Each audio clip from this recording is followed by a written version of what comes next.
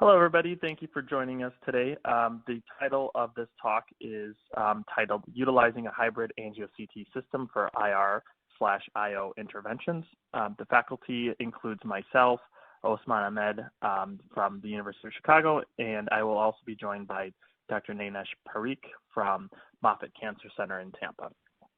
Here are our disclosures. And the program is provided by the North American Center for Continuing Medical Education, and this is also supported by an educational grant from Canon Medical Systems. Our learning objectives are the following. 1, to understand the economics of a hybrid angio-CT system for your healthcare facility and the potential return on investment. 2, to review all potential applications for angio-CT, ranging from radiology, basic radiology procedures to oncology. And 3, to identify applications within the kidney, liver, prostate, and more. I'll begin with my presentation. It is titled, Is 4D CT for Me? From Return on Investments to Extreme IR Applications. We'll be kind of jumping around a little bit, but I want to first start by introducing the concept of Angio-CT. This is essentially a CT scanner and a rotational angiography unit attached to a common patient bed. It has actually been around for quite some time. It was developed in Japan in 1992, and having both a fluoroscopy and a CT unit in one room provides several theoretical advantages. For my talk, I'll focus on workflow efficiency and complex or extreme clinical applications. My objectives are the following. I'm going to set up, and we're going to go ahead and demonstrate the setup and design of a 4D system. We're going to overview some case examples that demonstrate improved efficiency, and I'm also going to go ahead and review our literature and experience that supports this statement. And then we'll finish by showcasing some high complexity interventions using Angio-CT. Here's a brief video that I wanted to show from our initial installation of the unit. This is a live video that we took of actually switching from fluoroscopy to CT. Again, this was from one of the first times we installed the unit, and it shows how straightforward switching from fluoroscopy to CT can be. It takes roughly a few minutes. Our technologists are very, savvy with this. It's nice because there's really not much resistance to kind of switching back and forth, in the sense that there's not much patient manipulation. You don't need to put the patient's arms up. You don't need to do a breath hold. And again, to switch between the two modalities is relatively seamless. And so, as I mentioned, the advantages of a system like this are that you can rapidly switch between CT and fluoro. Again, now in our experience, this is roughly 1 to 2 minutes at most. Again, this essentially eliminates the need to transport a patient. The beauty is that it allows for both diagnostic and therapeutic imaging. You can perform diagnostic CTAs, for example, and then follow that up with a therapeutic embolization. And in certain circumstances, you can also just perform diagnostic imaging in addition to both interventional procedures. In our experience, hybrid CT has a superior quality to cone beam CT. This is manifested both in literature and our experience with larger fields of view, better spatial resolution, quicker, and it's also less subject to respiratory motion. Here's a quick case example that we'll start out with. This was a lung mass that was referred to us for lung biopsy, and the patient was not fully anticoagulated, was on a balloon pump.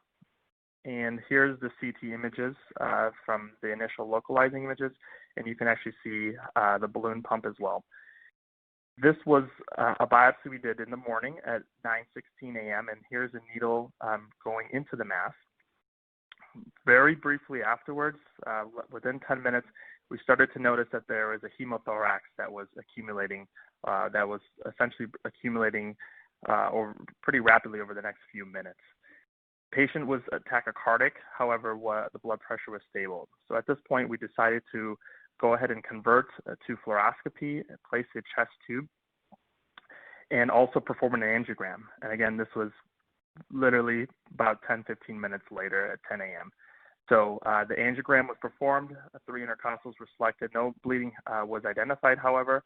So a CTA was also performed on the table, which you can see here through these 3D reformats and coronal MIPS that there was no active bleeding that was identified. So again, you can do a CTA from head to toe if you'd like. And again, the beauty of this is you can see from here this timeline that from the time of biopsy to the time of complication management and CTA was under an hour. So the entire procedure and complication management was done very quickly. And this really shows you how you can efficiently manage these types of complications by rapidly being able to convert to fluoroscopy and performing angiograms as needed. And this, again, for a lot of us, limits that internal desire to just observe patients, especially when we see, complications that we want to potentially just manage. In any other kind of setting for us, at least if this was done in a regular CT room, this would be at least an hour just to get the patient over to another room, prepped, and to perform the angiogram. So moving on, I want to just continue forward with additional cases that kind of highlight the utility of 4D CT. This is a patient who was a status post-laparotomy and had a new ascites and a possible ureteral injury. So there's a concern about the ascites representing a urine leak. Patient also had a nephroureteroscopy. Here are the images that were taken from, this is actually, the diagnostic CT. You can actually see that there was a large amount of free fluid in the abdomen and pelvis, and there's also a nephrostomy tube there. This is the image from the nephrostogram, and you can see that under fluoroscopy, a leak was identified, at which point it was unclear if that fluid was communicating with the fluid in the abdomen. So we performed a CT, and you can see that this contrast that we injected under fluoroscopy did communicate with the fluid that we identified in the abdomen and pelvis, and we were able to place a drain at the same time under CT guidance. So this case highlighted the fact that we're able to utilize both imaging modalities, both CT and fluoroscopy, as needed. And it allowed to also increase our diagnostic confidence for identifying the etiology of the leak and also allowing kind of safe and efficient drain placement. Here's another companion case. So in addition to using both CT and fluoroscopy for essentially one procedure, you can kind of, stack procedures as well and utilize both modalities as needed. So this patient was a patient who had colon cancer and a fluid collection with a solitary liver metastasis and also a clogged PCNU. So the, kind of a McDonald's menu type of, request. The patient was, referred to us for a CT-guided ablation, a PCNU exchange, and also a drain study. So the beauty of 4D CT is that we can kind of do all three of these procedures in one room as opposed to doing one or two in a fluoroscopy room and then the other in a CT. So here are the CT images of that liver mass, and this is actual pictures taken during the procedure. You can see that, under CT guidance, the probe was placed. Again, here's the diagnostic CT on the left side, and then the non-contrast CT from our actual ablation on the right. And post-ablation, we converted the patient to fluoroscopy and performed the PCNU exchange and also the drain study under live fluoro. So again, this case highlights the strengths of using both imaging modalities as needed, and you can perform both, CT only and also fluoro only cases in one room. Again, it allows for stacking of procedures. So another companion case is a patient with a trauma and a suspected liver injury. This patient came with a suspected bleed in the liver. We performed an angiogram, and it wasn't clearly obvious where the bleed was. So at this time, the patient was still not doing well, so we performed a multiphasic CT in our hybrid room, our 4D CT room, and you can see on the image there on the right, that's the arterial phase. We don't see anything, but we did do multi-phase imaging. So here's on the venous phase. Again, we don't see any blush there anymore. That seems to have resolved or spasmed. So that left us with the question of why the patient wasn't doing well. So we did a larger field of view CT, and we actually picked up a pneumothorax for which we, again, rapidly converted over to fluoroscopy and placed a chest tube. So again, this is utilized, this is highlighting that, you're able to use both fluoroscopy and CT as needed. You're also able to accurately diagnose real causes of patients' problems, and also treat patients more rapidly without having to transfer them between rooms. So this begs the question of how much does efficiency really improve with 4D CT? So we actually went ahead and looked at that in our own institution. And what we did was, what we realized was, prior to installing a 4D CT, we had borrowed or shared a room with our diagnostic CT colleagues. We used 2 diagnostic CTs that we would walk over down the hall to do procedures. And what we realized was, since 1 year after installing our 4D CT, that there was actually a 19% relative increase in diagnostic scanning, namely because we're no longer using that for interventional procedures. But interestingly enough, there's also an operational efficiency increase in our hybrid CT room by almost four times. And so these slides kind of highlight what I just mentioned. So this is just looking at the diagnostic CT imaging. So in our room where we used to perform our interventional procedures, that now became a purely CT room. That efficiency over 1 year increased by 46%. All other rooms, diagnostic CT rooms, increased only by 39%. So that gave us a relative increase of about 19% in the shared room. If we look at that actually equated to about 391 increased CTs that could be performed in that room relative to the other CT rooms. And so if we look at just Medicare reimbursement, that range, depending on the type of studies that you're doing, ranges from anywhere from $500,000 to up to $1.8 million. Again, these are relatively conservative estimates as they're using Medicare payments. And now looking at our 4D CT room, interestingly enough, because we were no longer having to take a team, walk down the hall, and do our CT procedures over there, we were able to kind of keep all of our staff in one area, and our workflow efficiency is much faster in our IR rooms. And what we actually noticed was, by keeping our staff in the one area, our room that was converted to a 4D CT room, the efficiency in that room increased about 11.5% compared to growth of 3% in all the other IR rooms. So that gave us about an absolute increase of 8%, which, again, looking at this, equated to an increase of about 287% relative increase to the other rooms.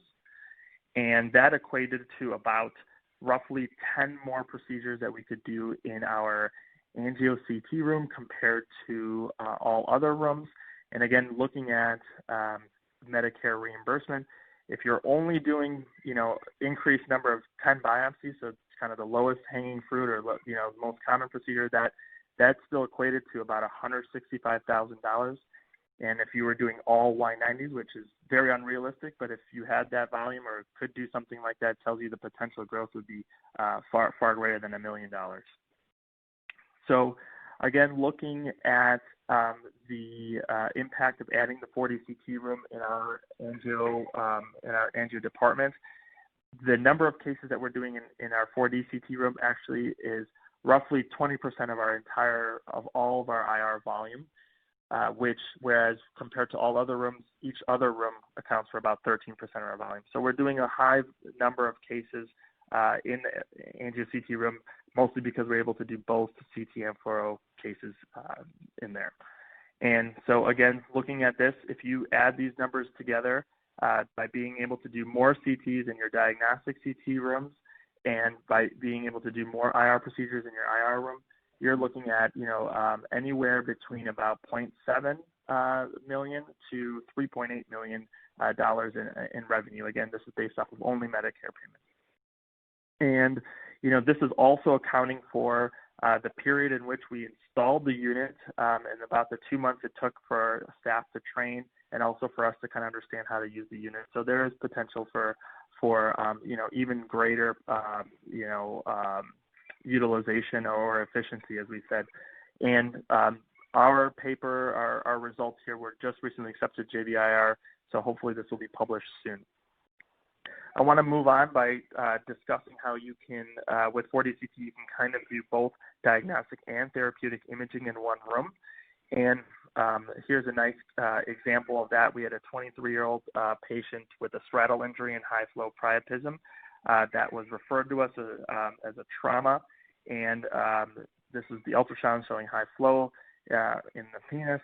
And we brought this patient urgently to our 4D-CT room, skipped doing a CT, a diagnostic CT. We did a diagnostic CT in our 4D-CT room, and you can see how there is increased blush correlating to the site on the ultrasound. You can also do very nice reformats, MIPS, whatever obliquity that you would like to kind of delineate the anatomy. And this correlated very nicely with the angiogram that was done. Subsequently, patient underwent selective catheterization and embolization, again, just showing multiple different pictures of how the angiogram correlates with the CT that was done at the same time. And again, patient underwent super selective embolization with microcoils. And here is the pre and post CT scan showing the decrease in blush. And again, sorry, this is the slide that really puts it side by side here. Again, before embolization and post-embolization. And again, post-embolization CT. So just to recap, what this case highlights is that you're able to perform diagnostic quality CTAs to identify and localize pathology in a patient with high suspicion for injury.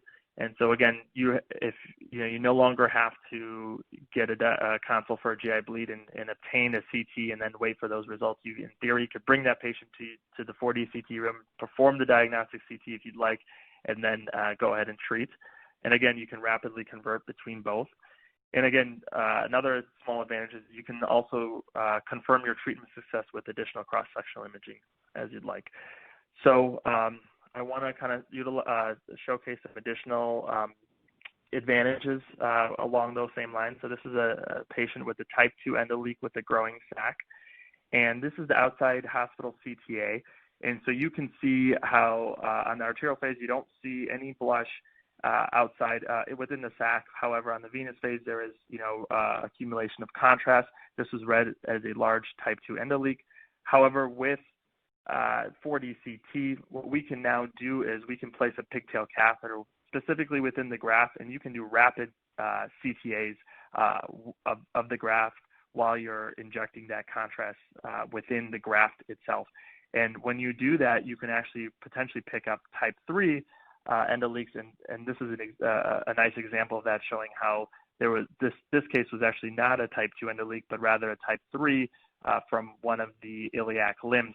And the prior diagnostic CT capabilities are not fast enough to detect that, whereas with 4D-CT, you can rapidly scan patients as you're injecting contrast to detect these type 3 leaks. So this is a coronal of the CT that we performed, and this was changed from a type 2 to a type 3, and obviously the management of a type 3 is much different than a type 2, and this patient underwent relining of the graft.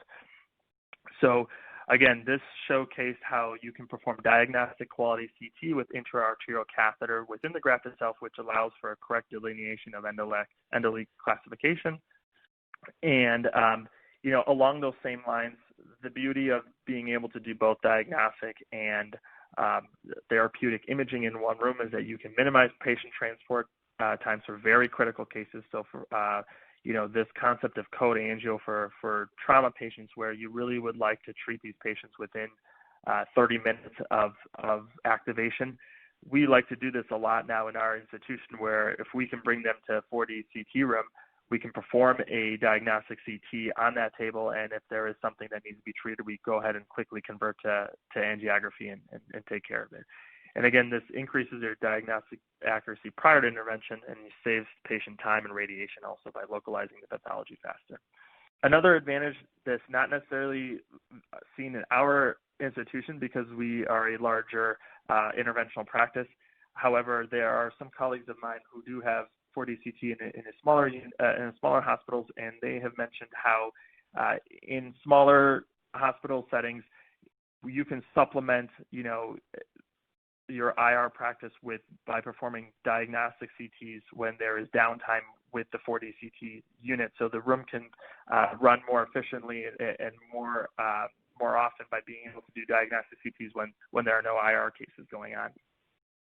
And then I want to kind of finish up with extreme IR cases and also kind of showcase how I believe Angio-CT possesses a much superior quality to cone beam CT. So this for us has been highly relevant in interventional oncology, and again, you're able to rapidly and efficiently perform hybrid CTs. We are looking at this, but we've shown in our experience that this is actually similar or less radiation depending on your protocols. You have the ability to keep patients' arms to their sides, so there's no kind of repositioning that's required.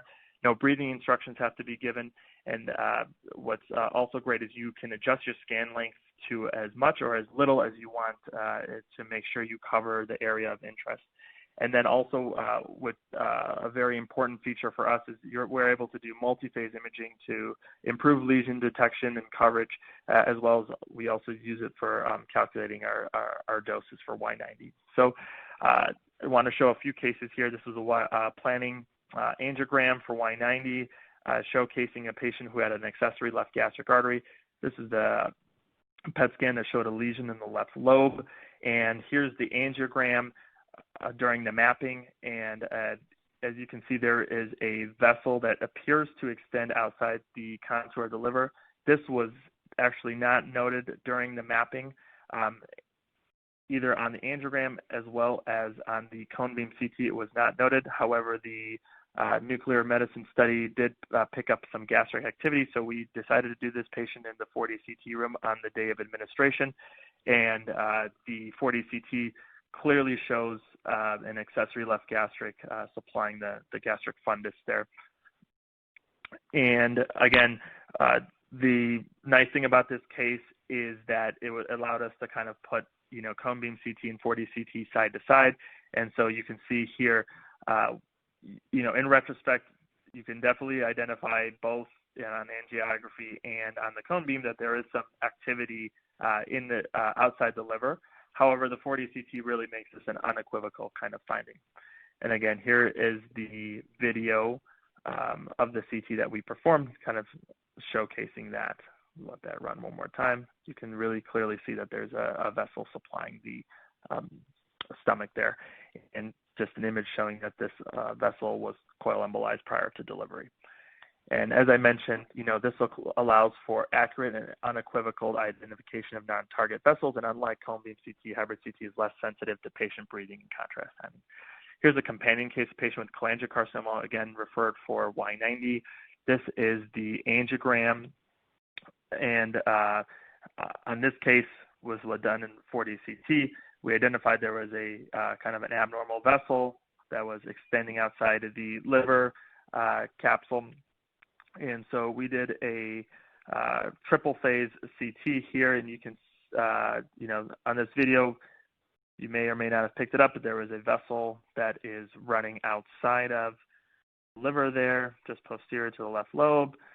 And here's the static image of that. So on the arterial phase, you can confirm that there's a presence of a vessel that's outside of the liver. And we go ahead and continue with our multi-phase imaging. So this is the second phase that was obtained. This is the venous phase, and you can see very nicely that there's a clear blush in the stomach there. And here's the static image of that. And again, the venous phase allows you to really clearly delineate that the fundus of the stomach is enhancing, again, consistent with an accessory left gastric. So we go ahead and select that, and you can see that correlated very nicely with the CT scan. So we go ahead and coil embolize that. Another case, this is a large solitary HCC referred for Y90. And here's the MRI, large lesion there in the right lobe. Patient undergoes angiography. These are the actual angiograms that were obtained. Again, note that the patient's breathing a bit there. And, to us, that looked pretty good if we can kind of select that vessel. and the hybrid CT or the Angio-CT that was done at that time shows pretty good coverage there on the axial. And again, note the field of view on the hybrid CT, essentially the same as the MRI. So it's, again, obtaining diagnostic quality imaging. And however, we're able to do the beauty of 4D CT, again, is you can do reformats, you can do MIPS, you can do a lot of different things. And here it clearly identifies that there's a missing defect at the dome, and for which we are able to select the phrenic and embolize fairly quickly there. And again, we did a cone beam CT on the day of the admin. So we usually try to do our administrations in a non-4D CT, in one of our non-4D CT rooms, just for to free up that room for other more complex cases. So we did a cone beam CT in the other room just for academic purposes. And again, you can see the liver on the dome. It's very difficult to kind of visualize that area. So, again, the beauty of doing 4D CT is that you don't have to rely on patient breath hold and cooperation. So this is the follow-up. MRI showed a very nice result. So as we discuss, again, the diagnostic CT ability of Angio-CT allows for identification of additional feeding or parasitized vessels. This is especially useful in areas prone to respiratory or areas prone to errors such as respiratory artifact like the dome. And again, multi-planar reformats with MIP capabilities along with the large field of view improves accuracy. And again, I want to just go ahead and now finish with some what I consider quote-unquote extreme IR cases. And we'll start out with another oncology case. This is a patient with an HCC near the hepatic dome. And again, these aren't necessarily extreme, but these are just kind of unique or novel ways to utilize 4D CT. So this patient had multiple prior therapies, including TACE-ablate, as well as Y90. And here's the lesion here, kind of high in the dome and posterior, kind of in segment 7 there. So what we decided to do was, again, on the non-contrast CT, very difficult to kind of see exactly where that is.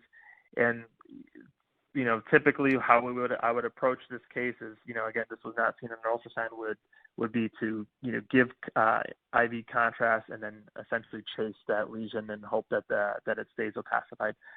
In this case, what we did was we did a combined CT fluoroscopic case where we placed the microcatheter into the right hepatic artery and did serial angiograms while we advanced the probe. And so you can see this is the hybrid CT that was performed from the right hepatic artery, delineating where that blush of that tumor is. And so we sequentially advanced the needle and did intermittent right hepatic arteriograms, and were able to perform the ablation. And again, a post-ablation CT also was done with the catheter in the same position, showing a very nice result there. And again, this is the post-CT non-con. So just wanted to showcase this example as a novel concept to combine catheter-directed CT angiography for ablation. The nice thing about this is that, with small aliquots of about roughly 10 cc's, you can do real-time visualization of target lesions and keep your overall contrast dose pretty low. Just to do a single CT, from a peripheral IV would have been about 100 cc's. And here we were able to do this case with half and allow for greater lesion detection or visualization. Here's another case. This is a patient with a long segment chronic iliac vein occlusion. Essentially was surgically ligated during a resection of a Ewing sarcoma. And you can see the clips at the origin of the left common iliac vein. And here are the, from the initial venogram, showing that there's a flush occlusion right kind of where those clips are.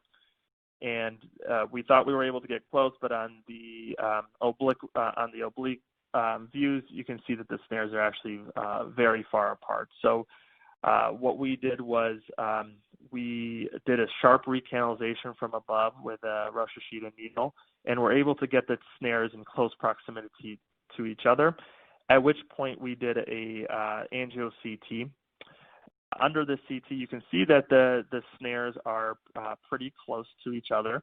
However, if you look carefully there, the artery is just anterior to both of those snares. So under CT, we decided to do a gun sight technique where we advanced the needle through both snares. However, that proved to be a little bit challenging. We were able to get the needle through the first snare, at which point we essentially switched back over to fluoroscopy and were able to guide that needle in real time through the second snare. And that's just some kind of reformat showing what we did under fluoro. And once we were able to do that, then it became essentially a gun sight recanalization where a V18 wire was passed through the needle, snared from both ends, brought through and through. This is the needle that we placed percutaneously. And once that was done, stent graft was placed across the extra anatomic bypass there, and then uncovered stents were placed for the remainder of the occlusion. And this is the post-angioplasty stenting showing a very nice result, technical result. So the nice thing about this case is that it shows how we can use old techniques such as the gun sight technique in a potentially safer or technically easier manner by utilizing CT and avoiding kind of critical structures like the iliac artery. And this improves our ability to undertake more challenging procedures such as chronic venous occlusions with a little bit more confidence. And then I want to finish off with just a few cases, showcasing some complex MSK applications that we've been able to undertake with 4D CT. And first, want to start off with a kind of a higher thoracic compression fracture. Sometimes we will utilize both CT and fluoroscopy when we feel like our trajectory is off a little bit, or that we are dealing with very narrow pedicles, as you would be with upper thoracic fractures. And again, can this be done with fluoroscopy only? Absolutely. However, having the CT available to us, again, increases our confidence and our ability to feel that we're doing this safer. And again, once the needle is lined up the way we want it to, we can complete it in fluoroscopy and do live cement injection. And again, we can do a completion CT at the end as well. And in addition, now we can do also, outside of the spine, we can do extraspinal lesions with more complex, 3D anatomy. So this is a patient with a hip lesion, supraacetabular. Again, you can do multiplanar. You can do oblique, sagittal, and coronal reformats. And again, this allows for out-of-plane needle guidance and makes the procedure, in my opinion, much safer and much, in some ways, quicker. And again, you can do this part all under CT, at which point then you can cross over to fluoroscopy and do the live cement injection. And again, this is where you really need fluoroscopy to do this in real time and make sure there's no cement leakage. And then at the end, you can do, again, these nice fancy 3D reformats to kind of show what you've done. And then again, completion CT and fluoroscopic images allow you to kind of really assess how you did. Here's another patient with a glenoid lesion in the shoulder. Again, this is showing kind of the different reformats we can do as we advance the needles in plane there. And again, these are all CT images that we obtained during needle placement. This is a 3D reformat here, showing the needles going in place, and then we inject the cement under live fluoroscopic guidance, again, obtaining the views that we want. And then again, here is the patient where we, after we injected the cement, we thought that there might be leakage there into the joint space. So quickly go back over to CT. It's hard to tell on these different views whether that cement's in the joint space or not. And again, CT, being able to do CT confirms that actually that cement is not in the joint space, just posterior, extending into the posterior soft tissues there. So really happy with this result. And again, just another example of a knee lesion. Here, oops, going the wrong way. we're able to use the diagnostic CT to calculate a volume of the cavity for the cement that we want to inject. And under CT, again, CT guidance, this is just the reformat showing the needle trajectories that we wanted to do. So very accurately under CT, we can do that. Switch over to fluoro. Again, the needles are placed where we want them now. Do orthogonal views there. And then under live fluoroscopy, able to inject the cement. Really happy with this result as well. Again, doing both, switching back between CT and fluoro, showing the image that we're able to get. And this is from the orthopedic oncologist just recently, a few months ago, that I got this email saying that she saw the patient. His pain is much better than pre-treatment, and his function is also improved. He's now walking with just a cane. So again, this case for us was really facilitated by being able to have Angio-CT. So as this case highlights, you're able to perform some of these more complex MSK interventions that really, in my opinion, need both CT guidance for accurate needle placement and as well as live fluoroscopy for cementoplasty. Again, you're able to switch back and forth as needed without really any issue. And so to conclude, the adoption of advanced imaging modalities such as hybrid CT, also known as Angio-CT, I think will really continue to push the limits of what is performed in IR. And the opportunities to improve efficiency and safety of basic interventions, as well as take on more complex procedures, in my opinion, is really a big win-win on all fronts for that reason. And I think, again, we're pretty early in our experience, and I think in general in America, we're also pretty early. So I think we're really scratching the surface of what we can do with this. Thank you very much. And that concludes my part of the presentation. I'm going to go ahead and pass it now over to Dr. Parikh from Moffitt Cancer Center in Tampa, Florida. All right, thank you, Dr. Ahmed.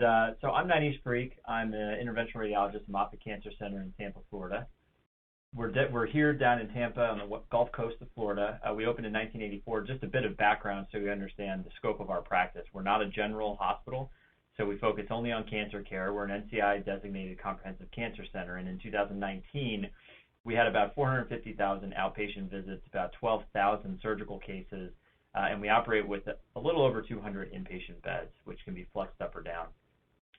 In terms of Moffitt Cancer Center Interventional Radiology Department, there are 7 IR physicians. We have 4 angio rooms, 1 dedicated CT procedural room, and 1 dedicated ultrasound room. Of the 4 angio rooms, 1 is pictured here. That is the hybrid CT angio suite. We do about 1,500 outpatient clinic visits a year, and just to give you an idea of our clinical volume for cancer-related therapies, we do about 300 to 350 Y90 treatments per year.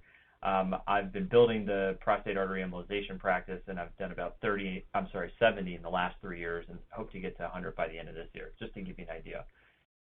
The goal today will be to talk about the use of the Angio-CT room at Moffitt Cancer Center, and specifically how we look at it in terms of IO and IR applications, and specific to the liver, kidney, and prostate. So I'll be doing that today. Here you can see some of the details of our specific machine as far as the C-arm that's posted or mounted onto the wall. Looks very much like Dr. Ahmed's. We have full comprehensive dose management, table side control, and head-to-toe, fingertip-to-fingertip coverage. And as far as the Prime CT, you can see that it's an 80 pure vision detector. There's a 4 cm Z-axis coverage, 78 centimeters wide board, which is actually quite helpful. And there's, of course, dose reduction as well as other things associated with both the machinery and the software. So as far as applications of Angio-CT in interventional radiology and specifically interventional oncology, I like to break them up into vascular versus non-vascular.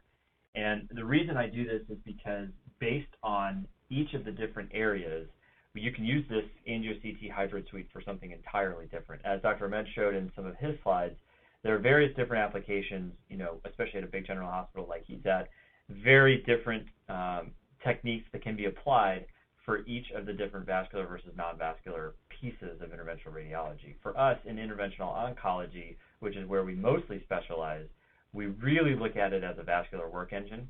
And when we think about vascular procedures, we think about perfusion, which takes advantage of the multi-phasic perspective of the CT acquisition. We think about image quality, and what do I mean by that? You'll see me talk about that a lot, but I really mean that in terms of image quality, you get a really nice detailed resolution for evaluating volumes, for evaluating lesions, for evaluating source vessels, and even collateral vessels. And it's something that I think specifically can be compared to cone beam CT that's very different. The acquisition range is also something that's quite different. In this day and age, we've got several patients that are much larger, and so the ability to, without a test, do a full acquisition of the entire liver or the entire abdomen, the entire spleen, the entire kidney, I'll show you, of the entire prostate. That capability is something that's very important, and the ability to use full CT acquisition while minimizing streak artifact is something that can't really be paralleled until you start seeing it. You can't really understand how significant it is until you start seeing it.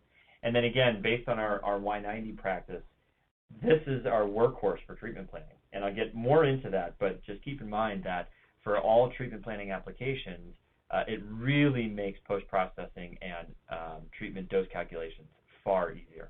In terms of non-vascular applications, again, the anatomic delineation is something that allows for far more complex procedures to be done. The image quality also allows you to be certain, even for simple procedures like G-tubes, if you're at all concerned, the ability to use CT guidance in conjunction with fluoroscopic guidance or even confirmation of CT after fluoroscopic placement is something that can't be paralleled. As Dr. Ahmed said, you're able to perform the CT without having to run down the hall. His slides showed greatly how the efficiency is optimized and all sorts of metrics around cost reduction, et cetera. So I won't go into that, but the ability to have this done in the same setting is something that's extremely, extremely valuable. And of course, the ability to do combined modality procedures goes without saying. Just to give you an idea of the applications that we here use and which I know other people use in terms of vascular, again, we talk about Y90 mapping, we talk about renal AML or RCC embolization, we talk about prostate artery embolization, which is something I'll go into in a little bit. We don't do much here, but I know that other centers are interested in doing this. Stroke and aneurysm coiling, aortic interventions, and endografts and peripheral vascular disease is something for which this can be utilized. In terms of the non-vascular applications, we do lots of complex biliary stenting under these using the combined modality. We do complex G or J tube placements, especially ones that are post-anastomotic. This helps with anatomic delineation. Complex abscess drainages that might need combined modalities. Cystostomy tubes, which is something simple, but I know some people prefer fluoroscopic and ultrasound. Some people prefer CT, and in this situation, you could use either or both in the same setting. Certainly, there's the capability of doing biopsies, just run-of-the-mill CT-guided biopsies on this machine, which really allows for flexibility within the department. And, of course, lymphatic malformations can easily be performed, especially tiny intramuscular ones, which we do a lot of. You can do that very easily. So as far as 4D CT applications for the liver, kidney, and prostate, which is really the focus of the talk today, I want to go over treatment planning, complex anatomy, a simple workflow that's associated with the 4D CT, the ability to really improve image quality and lesion characterization. And you'll see me talk about each of these things and how they apply to cases in the liver, cases in the kidney, and cases for the prostate. In terms of the liver, the image of quality allows for a simplified volume calculation in post-processing. So I'll show a case in a few moments, but really what this helps with is the ability to, on a post-contrast scan, delineate segments, delineate lobes. And you're able to march through a workup without having to worry about the time and the radiation dose associated with a cone beam, in addition, without having to worry about any artifact that might misregister or that might decrease the ability for you to be accurate when you're doing your volume calculations.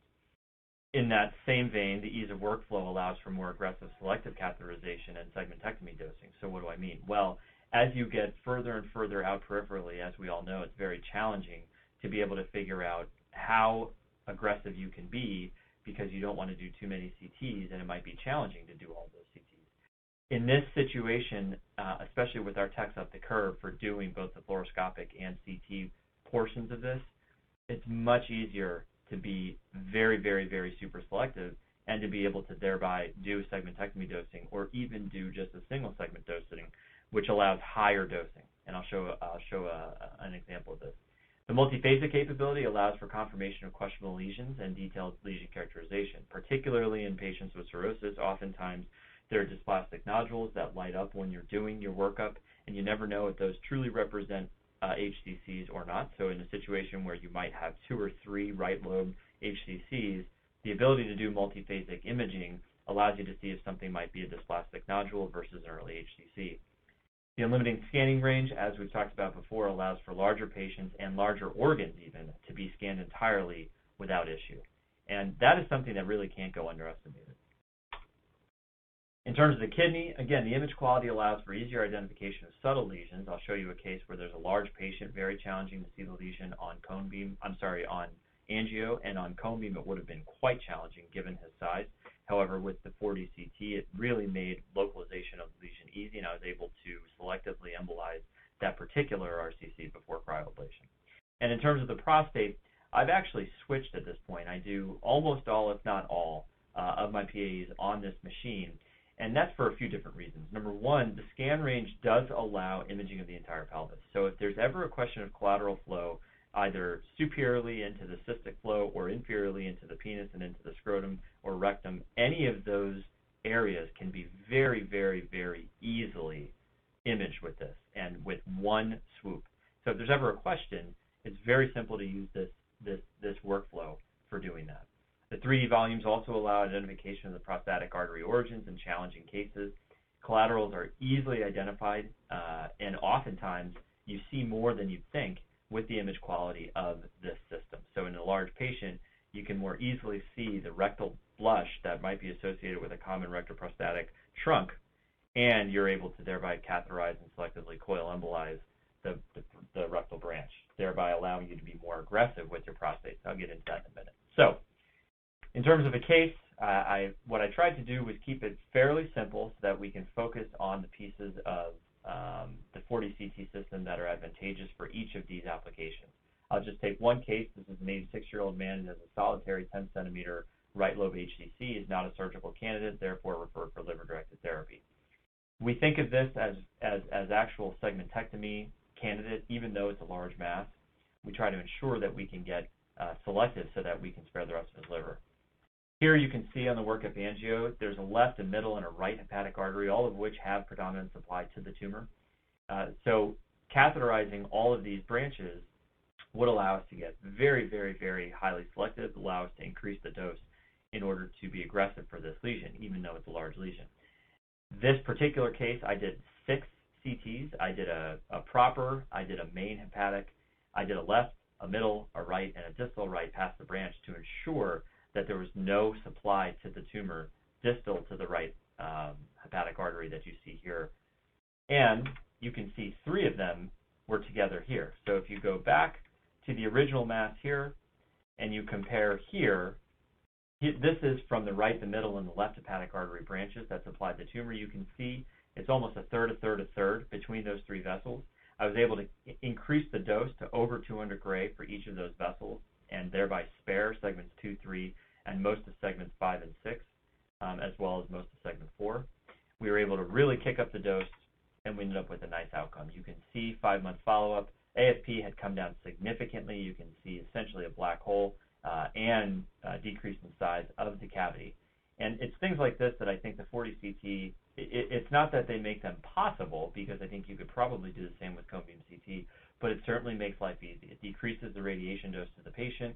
It allows the workflow for the entire team to be simplified and allows you to do far easier treatment planning right here to be able to say, okay, I can do any of the reformats that I want.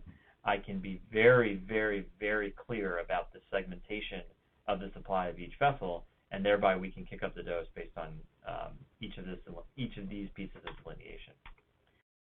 Just to give you an example, here's an application in the kidney, 63-year-old man that I was talking about before. He's got a 4.5 cm left upper pole RCC. They had questions about his anesthesia status, and therefore, while those questions were being answered, I wanted to temporize growth of the RCC, and therefore I was doing a pre-cryo embolization. You can see on the angio, and by the way, the image quality of the angio is also quite good. I know we're focusing on 4D CT, but the image quality of the angiographic system is excellent. So I don't want that to be underestimated. But here you can see it's very challenging to see the lesion in the left mid upper pole. It's not super hypervascular, which isn't totally surprising. And in terms of the body habitus, doing a cone beam on this kind of patient would be quite challenging. In addition, if you think about it, doing several different cone beams or trying to really poke around and find the appropriate vessel would increase the dose significantly. And I think this was only 15 minutes of fluoro time, but I was well over 2.5 grays, even though I was coned in and not obliqued. You can see here that here's the angio. You can see here's the 40 CT. And I was selective. It was actually very complex anatomy. I don't have a pointer right now, but there was a lower branch that was supplying this vessel more than we could even see. And to be honest, it was very challenging to figure out which one supplied the hypervascular aspect of the lesion.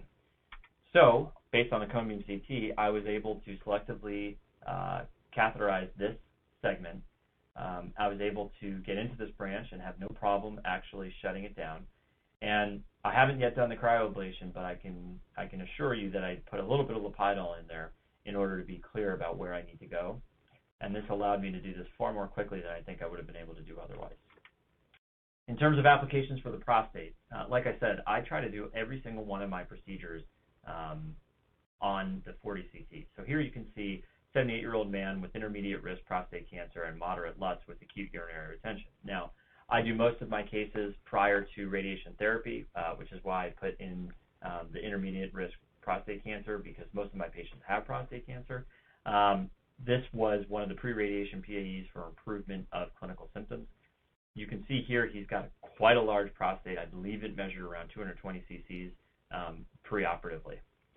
You can see the 40 CT allows evaluation of the entire prostate, the penis, and the urinary bladder. And with such a large prostate, truthfully, I think the base of the penis sometimes will actually get moved around, making cone beam CT sometimes challenging to see lots of the little branches feeding the base of the penis and the base of the urinary bladder.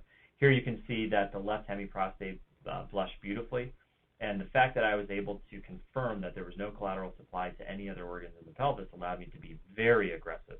I believe his IPSS was up around 20 before. You can see here, this is the left and the right, and you can clearly see that even on the right, I'm able to confirm that I'm only in the prostatic parenchyma, thereby allowing me to be far more aggressive. Here you can see that at 3-month follow-up, there's significant necrosis and decrease in size of the prostate that was associated with a marked clinical improvement. I believe his IPSS was down to 3 at 3-month follow-up. In terms of direct comparison between the two, as 4D CT and cone beam, I think this is often something that people don't always crystallize. I think when you think about the actual workflow of the 4D CT, I put a check here as 4D CT compared to spin CT because there's no test phase that's needed, of course. With the spin CT, I think we've all been through this situation where our techs are excellent, the patient's not very large, and yet there's something about the table, whether it's the arm boards or something else, that always kicks you out of the test phase, and so you always have to start back at the beginning in order to do your test phase. With the 4D CT, you do your scouts, and especially if you do your scouts before the case, before you scrub in, it makes things exceedingly easy, because if you do the scouts, just like any topogram on any CT, it allows you to go straight into the CT, the actual CT acquisition, without doing much. The fact that you can do multiple time point acquisitions, especially in those challenging liver cases, allows for clear lesion detection and allows for improved planning, especially for normal parenchymal sparing when you're trying to get selective. And of course, that's something that you can't do with spin CT. The image quality is unparalleled. It's something that you really can't, it's really not even a question. Even though cone beam CT recently has gotten quite good, I think the image quality of a full 4D CT acquisition is something that can't be paralleled. You get the entire organ, so in large patients or in patients with large organs, we actually do a lot of splenic embolization, and patients have large spleens. Very, very, very challenging to be able to get the entire spleen if and when we need to. Same thing is true of the liver, and as you saw in that last case, sometimes can be true even of the prostate. Now, the time of acquisition, I think, is actually technically the same because the rotation for, the entire acquisition for a full abdomen is about 6 seconds. And that's about the same thing with a spin CT. There's a 5-second and a 6-second. Just for comparison, we actually have an artist queue in the other room. It's a great spin CT sequence, but it still takes 5 or 6 seconds. And you also have to breath hold those patients. So with the 40CT, it's actually baked into the protocols, and it will do it automatically. Now, one thing I will say about the spin CT and the cone beam CT programs, because of the way things are mechanically engineered at this point, there's no capability to get your table exactly back to where you were. So for those of you who use AutoMap, which is what I use oftentimes in the prostate, it's a little bit more of a cumbersome process, and I'm happy to answer any questions after people review this talk.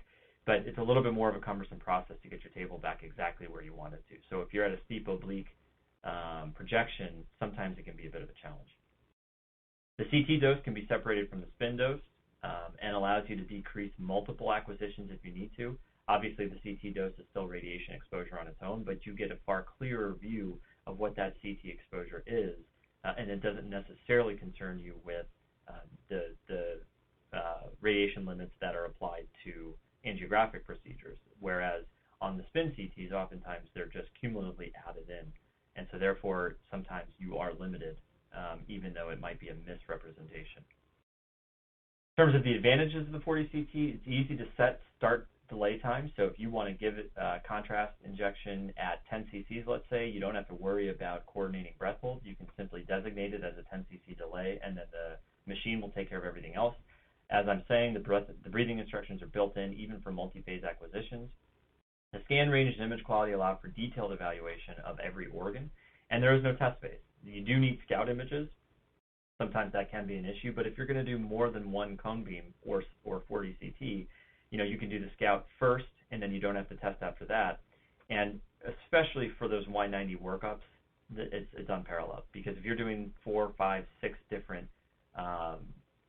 40CTs in order to be as selective and aggressive as possible, this is something that you can't, that really goes without speaking is important.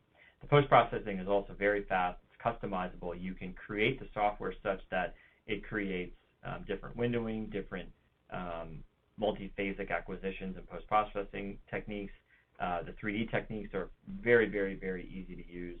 You can put up side by side on the software application different sequences quite easily, and therefore confirm localization. There are challenges. I don't want to say it's all good. There are certainly challenges, and unless this is a highly used machine, these challenges are ones that might be real barriers. So the techs in particular have to get up the curve. For about the first 3 to 5 months, it was a little bit of a challenge. It's a new modality, certainly. They're not used to CT. It's a new system. Some of you might already have either GE or Philips or Siemens, and getting this particular system can be challenging. And it's truly a new way to scan, because we're not often able to do what we want in this situation, meaning the techs might be used to doing cone beams, but they're not necessarily used to the workflow of a 40CT. So in that situation, it's something that's just a little bit different. What I'll also say is it can be a fidgety table lock. So the table has to be laterally locked, and the table height has to be, I believe, greater than 94 or 95 cms in order to be able to bring the CT machine in. And that's something that all of us had to get used to. I myself had to get used to it. Our techs had to get used to it. So just a small, a small number of intricacies that have to be overcome in order to get the workflow right. It is right now a non-motorized table, meaning it won't get everything back to where you want. When you want to go back to set the oblique position after completing a CT, it can be a challenge to get the table exactly where you want. The C-arm is motorized, but the rest is not. And when I say you can't control the CT from in the room, you can bring it in and out, but you can't quite control it exactly the way you might want to, just like you can control the C-arm. So sometimes these can be challenges. Dr. Ahmed went through most of the economics of the 40CT, so I'll defer to him because I think he had a great summary. But what I will say is there are no differences in the coding for CBCT if you're using it as a limited CT. We don't currently bill or use this particular CT for diagnostic purposes. If you do, there's a whole different set of standards according to your state legislation that you have to follow in order to be able to use it and bill it that way, and for the interpretation and the QC. So if you do want to use it, as he noted in one of his last slides, Dr. Ahmed did, if you do want to use it that way, ensure that you're following your statewide regulations for QCing, billing, all of those things, because We don't currently use it as a pop-off valve for diagnostic scans. We use it for limited CTs that aid in the utilization of procedural-based cases. These are the two CPT codes we use, 76380 and 76377, both for limited CT itself as well as the 3D volume rendering. And we've had no problems with any issues associated with billing or anything like that. As far as efficiencies, again, we can use it for combined modality cases. There's a time savings, which is the biggest factor, I think, for this compared to some of the other systems out there. For complex cases that require multiple 3D acquisitions, like those segmentectomy cases where you're going to do 4, 5, 6 cone beam CTs, I think this is a no-brainer. You do have to make an investment in the tech know-how because the angiography techs won't be used to getting topograms, won't be used to doing multiple CT acquisitions. It's just a different way of thinking about imaging. In summary, the 4D CT system allows for multiphasic intraprocedural imaging that has numerous applications in IR and IO. You can image the entire organ. Larger patients and organs can be imaged. The image quality is quite high, and the combined modality approaches allow improved efficiency. There are applications in the liver, kidney, and prostate. For example, treatment planning and mapping angiograms are ones that I really cannot emphasize enough, can be streamlined and really perfected with this type of technology. In terms of complex anatomy, particularly for the liver and for the kidney and the prostate, but also for the liver, large patients and complex vasculature are able to be problem solved on the fly with this system. And the multiphasic approach for lesion characterization is something that you really cannot emphasize. Thank you so much, and any questions, I think we can refer to my email. You will now be redirected back to the landing page to complete the post-test and evaluation. You will then be able to download or print your certificate.